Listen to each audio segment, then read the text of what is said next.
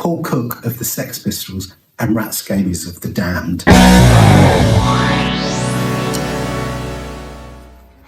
So I'm in my 5th decade of playing the drums, performing, recording, jamming with musicians. And lately I've found myself reflecting on what these years have meant to me, what has changed over all the decades, what has remained the same, and what might be in store for me in terms of continuing to play this instrument. Well, I can tell you that what remains the same is the passion and the excitement in terms of picking up sticks, sitting behind a kit and playing. Factor in a great band, an audience, or the creative possibilities of a day in the studio, and the pleasure is completely undiminished. But certain things do change, and something that can't be denied is the passage of time. We all get older, and I've been wondering what this might mean for my experience of being a drummer. Well, okay, straight off the bat, I can say without hesitation that loading gear in and out of the gigs does not get any easier. The risk of throwing your back out or cricking your neck as you load gear up and down the stairs, on and off the stage. But really, that's a side issue. What about the actual playing of the instrument? Well, I was really made curious recently when I read this article in a recent edition of The Guardian.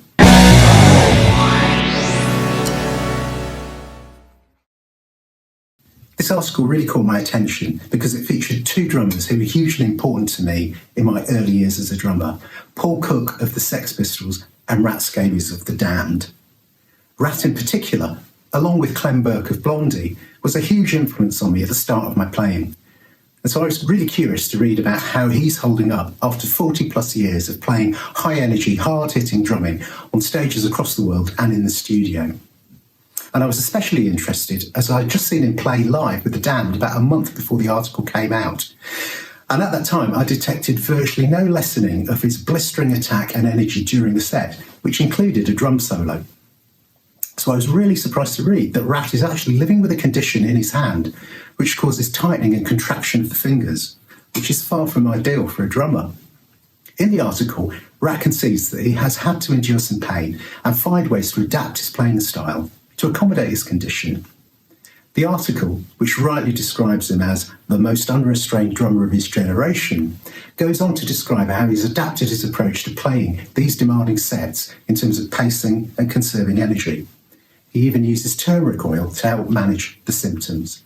Paul Cook, who at the time of making this video has recently been touring the UK with the Sex Pistols, details his regime for ensuring he is fit for the rigours of the road, which includes cardio training, upper body work, and even working with a nutritionist. Both men are in their late 60s at the time of this video, and have clearly recognised that to maintain their level of playing at the standard needed for international pro-level touring at this stage of life, well, it requires a more thought-through approach than the beer, pills and powders of their youth. The changes that these guys have made me curious about other lifelong drummers who may have embraced a fitness philosophy throughout their career. CINDY BLACKMAN Santana is one such player. A pro player since the 80s, Cindy is an astounding jazz and rock drummer with great dynamic command and a heaviness to rival any of the big rock names. I had the good fortune to see her playing with Lenny Kravitz some 20 years ago, and the energy of her performance, including a drum solo, was off the chain. So, now in her mid-60s, what is Cindy's fitness regime for maintaining her level of performance on the drums?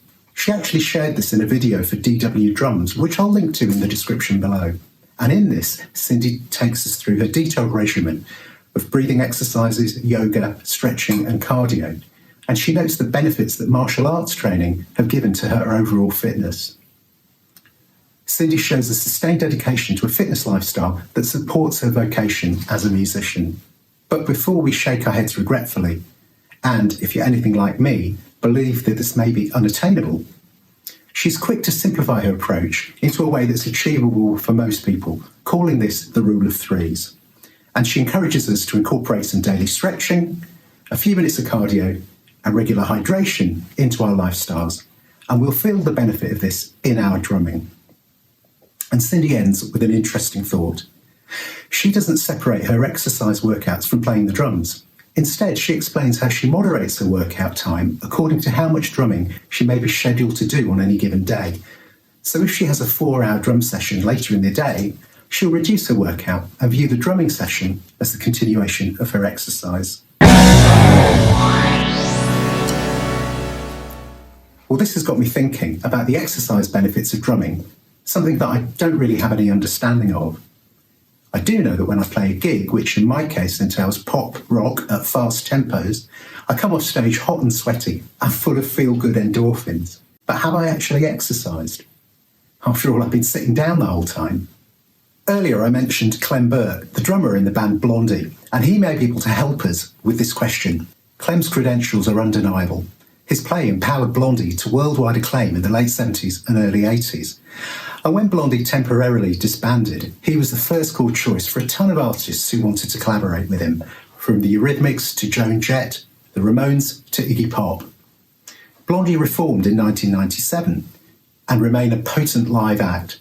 So here we have another lifelong player who's now age 70. Does his devotion to the drums tell us anything about the instrument's contribution to fitness? Actually, it tells us a lot. In 2008, Clem joined forces with two UK academics, Professors Steve Draper and Marcus Smith, and founded the Clem Burke Drumming Project. Its aim was initially to examine the physiological demands of playing live during one-off performances, such as festivals, and multiple gigs, in other words, touring.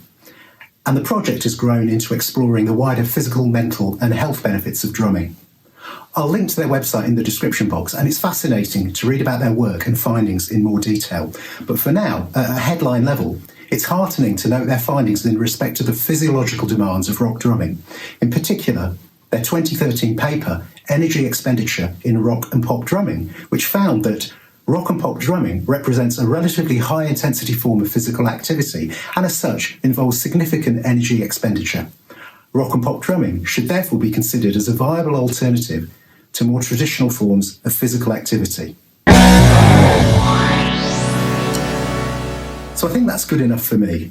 I can take something from each of the players we've touched on today, whether that is making lifestyle choices that support the ongoing drumming journey as we head into the later years, or immediate actionable advice such as CINDY BLACKMAN Santana's rule of threes, stretching, cardio and hydration.